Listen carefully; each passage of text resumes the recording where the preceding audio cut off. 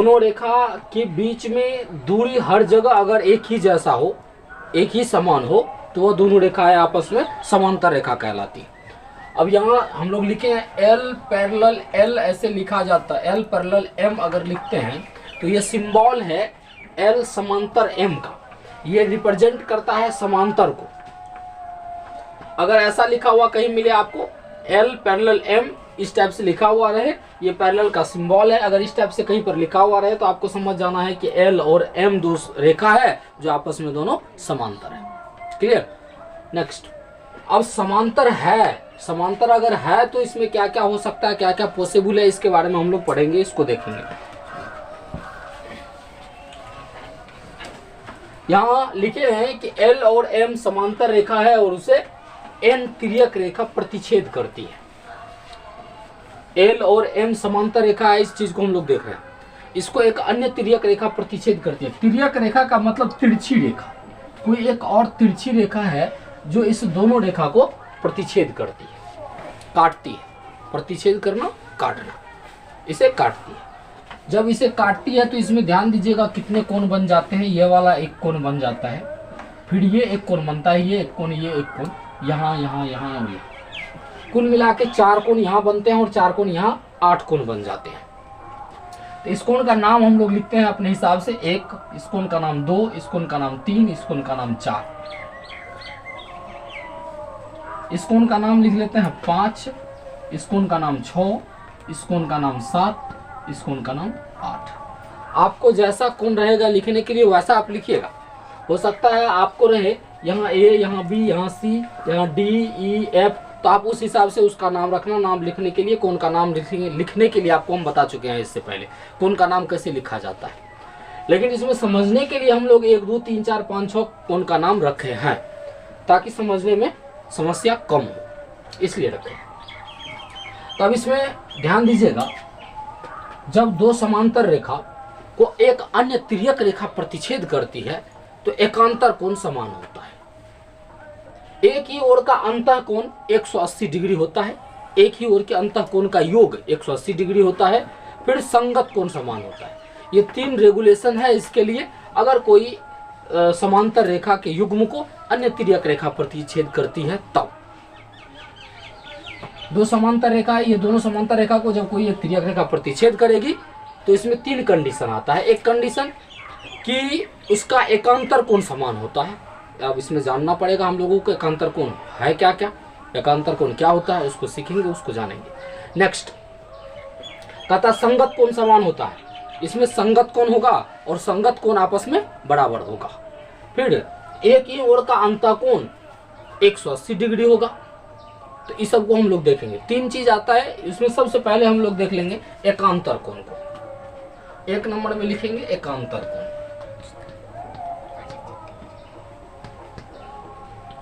एकांतर कोण। अब एकांतर कोण को देखेंगे। एकांतर कोण क्या क्या होता है, ध्यान दीजिएगा। कोण 3 और कोण 5 एकांतर कोण होगा। तो कोण 3 बराबर कोण 5, ये दोनों बराबर होते हैं। अगर ऐसा कहीं पर लिखने के लिए हम लोगों को जरूरत पड़ जाए, काम में आ जाए, तो ऐसा लिखेंगे, लेकिन इसके आगे में उस समय लिखना पड़ जाता है हम लोगों को एकांतर कोण। इसका मतलब होता है कि कोण 3 और कोण 5 बराबर है, और बराबर है कैसे, तो एकांतर कोण से दोनों बराबर है। नेक्स्ट, अब कोण 4 और कोण 6 ये दोनों भी बराबर होता है, और ये कोण 4 और कोण 6 एकांतर कोण होता है। तो कोण 4 बराबर कोण 6, इसके भी आगे लिख देंगे एकांतर कोण। एकांतर कोण कोण 4 और कोण 6, कोण 4 ये वाला और कोण 6 ये वाला, दोनों एकांतर कोण होगा। और एकांतर कोण हमेशा समान होता है, अर्थात कोण 4 बराबर कोण 6। अब इसके बाद होता है एक ही ओर का अंतर कोण।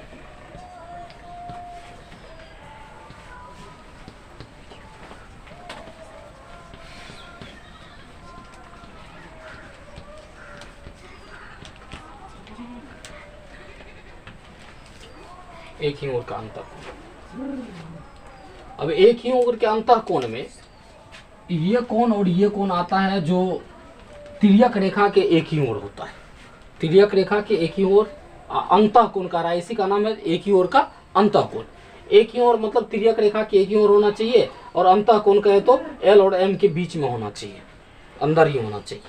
तो एल रेखा मतलब इसका नाम एन रख दीजिए, ये जो तिर्यक रेखा है इसका नाम एन रख दीजिए।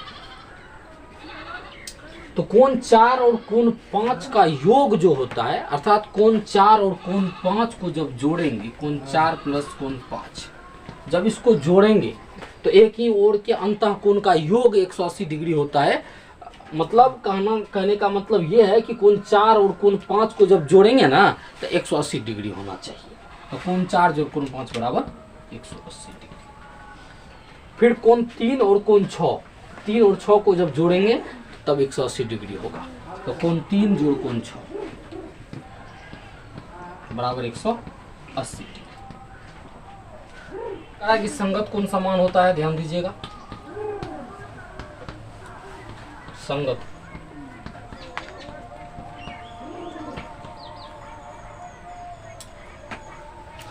कोण समान होता है।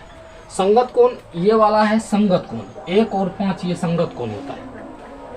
फिर 2 और 6 संगत कोण होता है, 3 और 7 संगत कोण होता है, 4 और 8 संगत कोण होता है। तो कोण 1 बराबर कोण 5 कैसे, तो संगत कोण।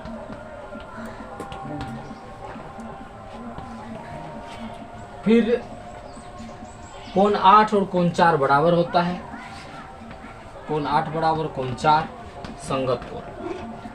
नेक्स्ट कोण 7 और कोण 3 बराबर होता है, ये दोनों संगत कोण, कोण 3 बराबर कोण 7 संगत कोण। फिर कोण 2 और कोण 6 समान होता है, संगत कोण। कोण 2 बराबर कोण 6 कैसे हुआ बराबर, तो संगत कोण से हुआ बराबर। क्लियर। मतलब संगत कोण जब भी होगा आपस में समान होगा। यहां हम लिखे कोण 1 बराबर कोण 5, ये और ये आपस में संगत कोण है, इसका संगत ये होगा और फिर इसका संगत ये होगा। अगर कोई क्वेश्चन कर देता है आपको कि कोण 5 का संगत कौन होगा, कोण 5 का संगत कौन होगा, कोण 1 होगा।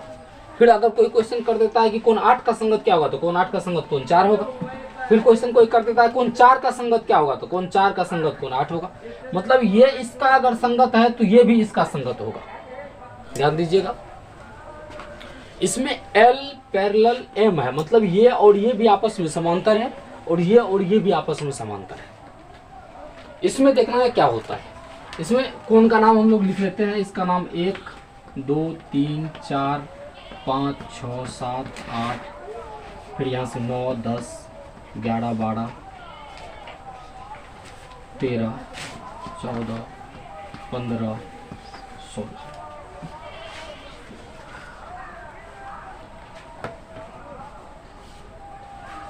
क्लियर।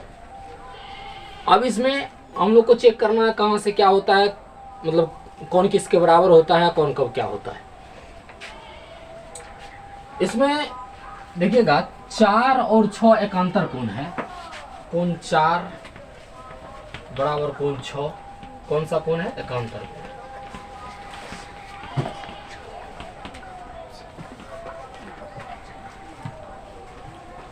कोण 4 और कोण 6 एकांतर कोण है। अब कोण 3 और कोण 5 फिर एकांतर कोण है।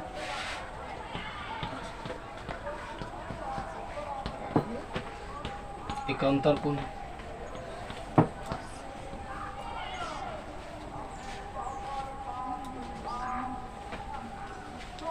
नेक्स्ट कोण 12 और कोण 14 एकांतर कोण है।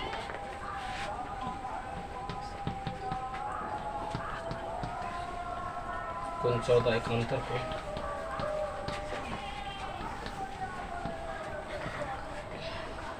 कोण 11 और कोण 13 एकांतर कोण है।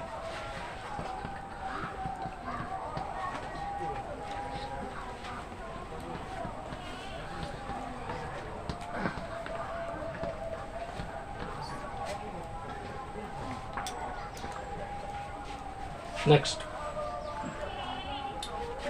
कोण 13 और कोण, यहां से देखिएगा कोण 5 और कोण 1 संगत कोण होगा। कोण 5 और कोण 1 संगत कोण होगा। तो कोण 5 बराबर कोण 1 संगत कोण।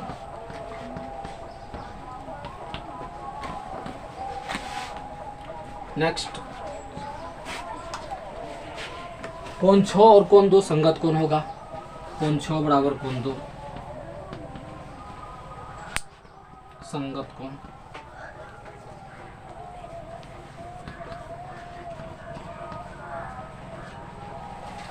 फिर यहाँ 4 और 8, कोण 4 कोण 8 संगत होगा, 3 और 7 भी संगत होगा।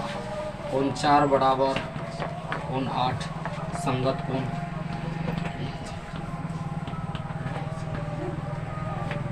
कोण 3 और कोण 8 कोण 7 संगत।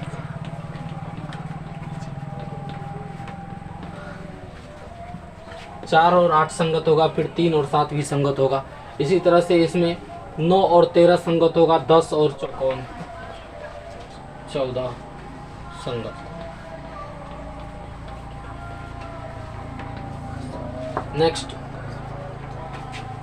कोण 12 और कोण 16 संगत कोण होगा।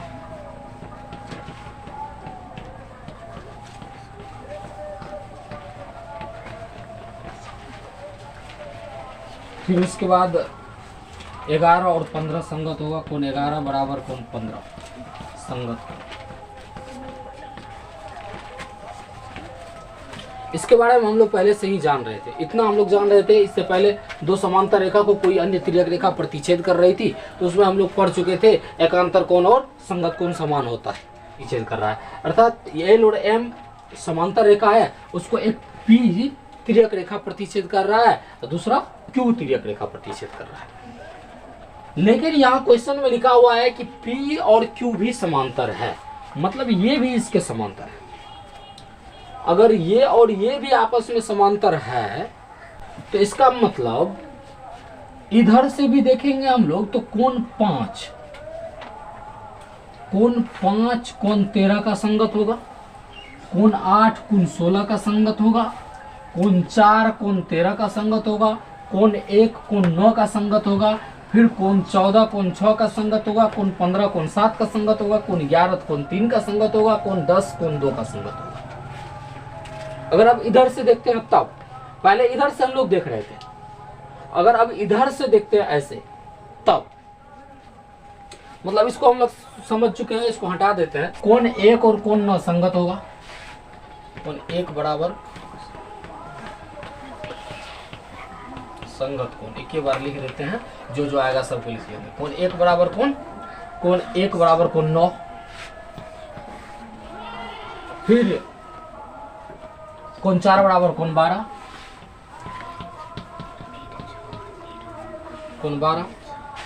फिर कोण 2 बराबर कोण 10,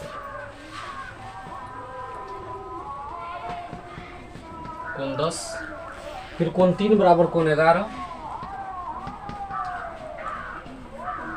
फिर यहाँ से कोण 6 बराबर कोण 14,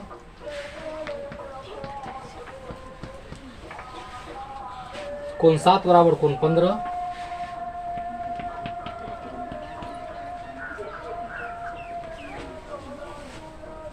कोण 5 बराबर कोण 13,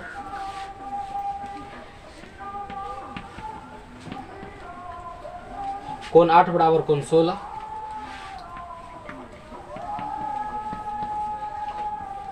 कोण 16। नेक्स्ट, अब ये तो संगत कोण हो गया। अब एकांतर कोण भी होता है। एकांतर कोण होता है, एकांतर कोण में हम लोग देखेंगे कि कोण 9 और कोण 3 एकांतर कोण है। तो एकांतर कोण अब इधर लिखते हैं।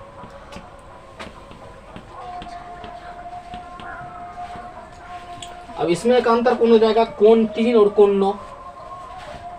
कोण 3 बराबर कोण 9, फिर कोण 2 बराबर कोण 12, फिर इधर से हो जाएगा कोण 6 बराबर कोण 16, इधर से कोण 7 बराबर कोण 13। इस तरह जब किसी एक ही रेखा को कोई अन्य रेखा प्रतिच्छेद करे, जब किसी एक ही रेखा को कोई अन्य रेखा प्रतिच्छेद करे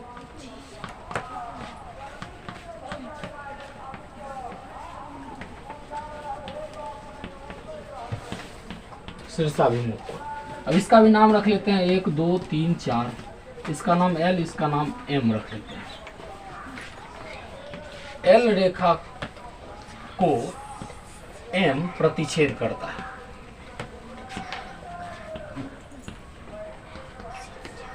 मतलब L को M प्रतिच्छेद करता है। जब L रेखा को M रेखा प्रतिच्छेद करेगा तो 4 कोण बनेगा। 4 कोण, जैसे कोण 1, कोण 2, कोण 3, कोण 4, 4 कोण बनेगा। अब इस 4 कोण में शीर्षाभिमुख कोण किसके शीर्षाभिमुख होगा उसको हम लोग को समझना है। कोण 1 और कोण 3, कोण 1 और कोण 3 शीर्षाभिमुख कोण कहलाता है और ये दोनों आपस में समान होते हैं। अर्थात हम लोग लिखेंगे कोण 1 बराबर कोण 3 शीर्षाभिमुख कोण से, ऊपर में लिखा हुआ है शीर्षाभिमुख, अब यहाँ लिखने की आवश्यकता है नहीं। फिर कोण 2 और कोण 4 बराबर होता है, कोण 2 बराबर कोण 4, यह शीर्षाभिमुख होता है। अब अगर आपको क्वेश्चन कर दे कि कोण 2 का शीर्षाभिमुख क्या होगा तो कोण 4 होगा, कोण 1 का शीर्षाभिमुख क्या होगा तो कोण 3 होगा। अगर क्वेश्चन हो जाए कि कोण 3 का शीर्षाभिमुख क्या होगा तो कोण 3 का कोण 1 होगा। कोण अगर 4 का शीर्षाभिमुख पूछे तो कोण 4 का शीर्षाभिमुख कोण 2 होगा। मतलब उसका अपोजिट कोण होता है, उल्टा, उसके जस्ट उल्टा अपोजिट कोण जो होता है वही उसका शीर्षाभिमुख कोण हो जाता है। क्लियर।